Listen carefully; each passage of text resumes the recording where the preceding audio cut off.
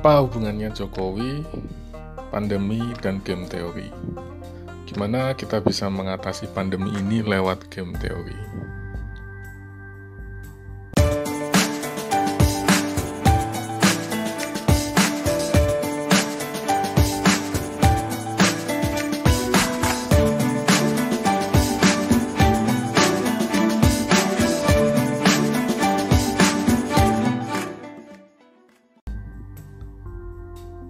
Bismillahirrahmanirrahim. Assalamualaikum warahmatullahi wabarakatuh. Semoga Anda semua dalam keadaan baik dan sehat selalu.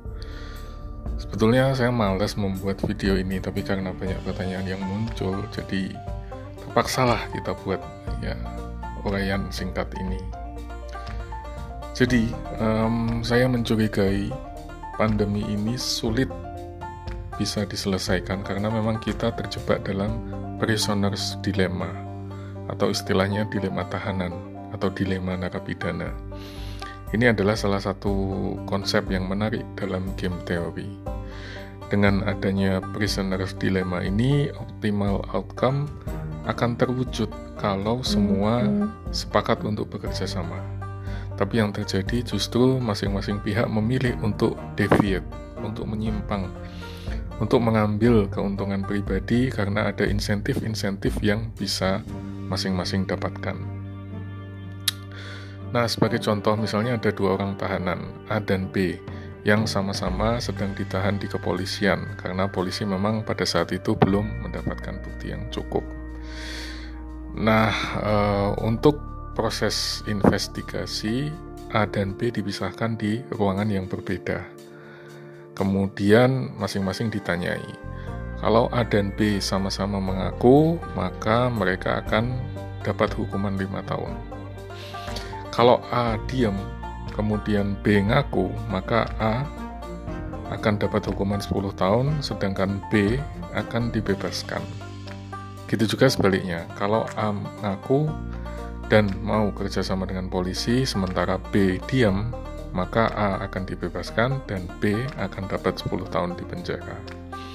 Nah, kalau dua-duanya sama-sama sepakat untuk tutup mulut, maka mereka hanya akan mendekap di penjara selama 1 tahun saja.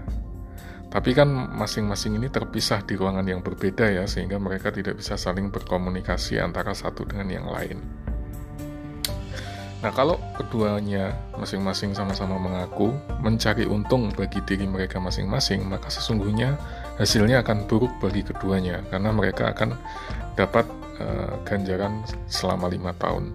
Tapi kalau keduanya sama-sama sepakat untuk tutup mulut, baru hasil inilah yang paling menguntungkan buat semuanya. Tapi tentu saja ketika ada satu orang yang dalam tanda kutip berkhianat, memilih untuk mengaku, maka dia bisa mendapatkan ganjaran yang cukup lama, yaitu 10 tahun di penjara untuk orang lain, sementara dia bisa mendapatkan kebebasannya. Nah, dilema narapidana atau prisoner's dilemma ini yang mungkin terjadi saat ini karena masing-masing pihak memilih untuk mengambil keuntungan sendiri-sendiri. Karena mungkin kita menghadapi pandemi, kita menghadapi ketidakpastian, kita menghadapi risiko, kurang informasi yang memadai, maka terjadilah beberapa hal yang misalnya bantuan sosial digarong, kemudian korupsi malah justru semakin kencang, vaksin dibisniskan walau kemudian dibatalkan, kemudian dulu di awal-awal pandemi masker diborong sendiri, obat-obatan diborong sendiri, vitamin juga, lalu barusan adalah salah satu produk susu yang diborong sendiri dan seterusnya. Tapi tentu situasinya jauh lebih rumit ya. Kalau di contoh yang tadi saya sebutkan di atas, itu kan hanya 2 pemain atau 2 kelompok atau 2 pihak. Sementara yang terjadi di masyarakat kita, kelompoknya atau pemainnya ada begitu banyak dan terfragmentasi. Ada yang kaya dan bisa WFH, tapi ada juga yang harus kerja di informal dan harus nekat turun ke jalan. Ada yang percaya COVID, tapi ada juga yang percaya konspirasi. Ada yang mau divaksinasi, ada yang menolak divaksinasi. Yang kaya juga mungkin ada yang sebagian percaya konspirasi, ada yang sebagian percaya COVID.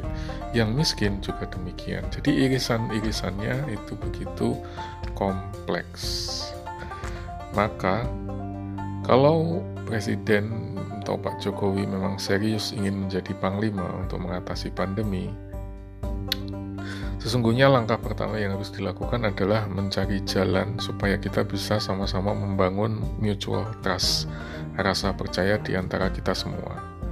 Kemudian membangun spirit bahwa we are in this together. Kita sama-sama berada di pandemi ini. Supaya semua pihak tadi beneran mau bekerja sama satu dengan yang lain. Dengan demikian, Nash equilibrium bisa tercapai dan everyone will be better off. Jadi semua hanya masing-masing mendapat 1 tahun saja. Ini adalah outcome yang paling menguntungkan. Tapi tentu saja ini bukan soal yang gampang, karena sejak pilkada, sejak pilpres, pembelahan di masyarakat sudah terjadi. Media sosial membuat polarisasi makin ekstrim, belum lagi soal buzzer yang membuat suasana menjadi semakin gak karu-karuan. Selama pandemi ini, inequality gap juga semakin besar. Memang sebagian besar pada hancur lebur ya. Sulit untuk mendapatkan pekerjaan, omsetnya turun, proyeknya dibatalkan, dan seterusnya. Tapi tidak sedikit pula yang justru mendapatkan keuntungan yang begitu besar. Bahkan selama PPKM, ada pejabat tinggi yang bepergian ke luar negeri. Anak-anak dan anggota keluarganya juga demikian. Ada menteri yang nge-tweet selama PPKM malah bisa jadi nonton sinetron. Mungkin memang nggak ada aturan yang dilanggar. Mungkin semua memang sudah sesuai prosedur. Tapi kan ada persoalan empati, ada persoalan etika, ada soal tenggang rasa, moral, juga soal keteladanan. Di satu sisi masyarakat disuruh untuk tetap tinggal di rumah, tapi ada yang bisa jalan-jalan ke luar negeri, kemudian foto-foto dan dipamerkan di media sosial. Ada yang bisa asik nonton sinetron, sementara orang lain mungkin ada yang cuma bisa nonton Zoom pemakaman kerabat dan keluarga. Kalau soal-soal seperti ini nggak diperhatikan, maka bisa jadi pembelahan itu akan semakin besar. Apalagi kita tahu kepercayaan masyarakat terhadap pemerintah saat ini sedang mencapai titik yang paling rendah.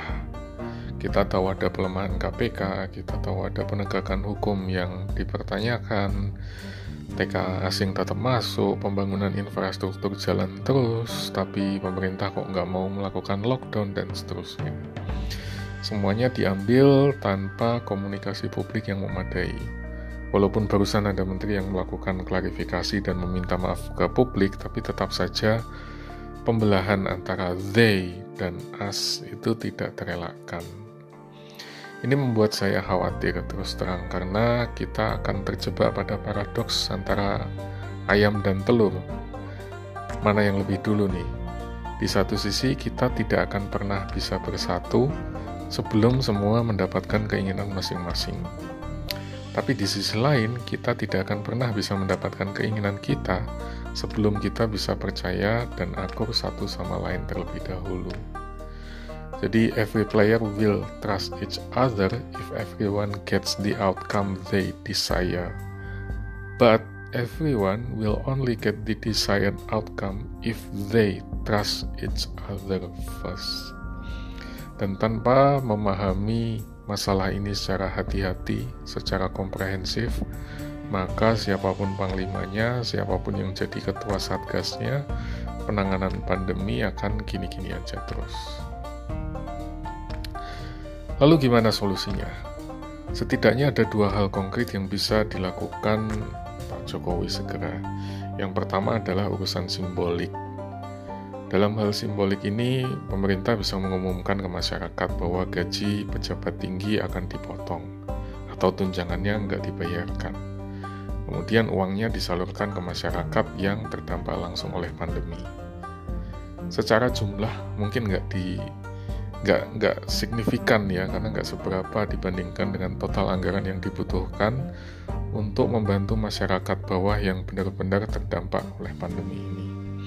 Tapi secara simbolik, hal ini bisa membangun pesan bahwa we are in this together. Kita berada di kapal yang sama. sedang sama-sama mengalami pandemi ini. Kemudian, secara faktual, Presiden perlu membuat mungkin atau menyelenggarakan sidang kabinet ya. Presiden perlu mengumumkan relokasi anggaran demi alasan kemanusiaan. Jadi bisa dibayarkan dulu tunggaan nakes, kemudian tagihan dari rumah sakit, kemudian dana bisa digunakan untuk mengamankan stok vaksin, obat-obatan, dan oksigen, dan apapun itu yang dibutuhkan untuk pemulihan kesehatan. Kemudian dana juga bisa digunakan untuk membangun shelter, untuk isolasi dan perawatan. Untuk sementara tunda dulu proyek-proyek infrastruktur dan berikan jaminan penegakan hukum yang adil dan gak double standar. Dan ini harus benar-benar dilakukan, bukan sekedar lip service semata. Tanpa dua hal itu rasanya mustahil pandemi akan selesai. Karena masalah sesungguhnya lebih dalam dari sekedar soal virus, lebih dalam dari sekedar soal kesehatan. Tapi ada unsur pembelahan, kemudian ada unsur kepercayaan, mutual trust, yang tadi bisa dijelaskan dengan konsep prisoner dilemma atau konsep game theory. Akhir kata, mungkin itu yang bisa saya sampaikan. Mudah-mudahan kita semua diberikan kesehatan, keselamatan, dan perlindungan, dan mudah-mudahan pandemi ini bisa segera berakhir. Billahi taufiq wal hidayah. Assalamualaikum warahmatullahi wabarakatuh.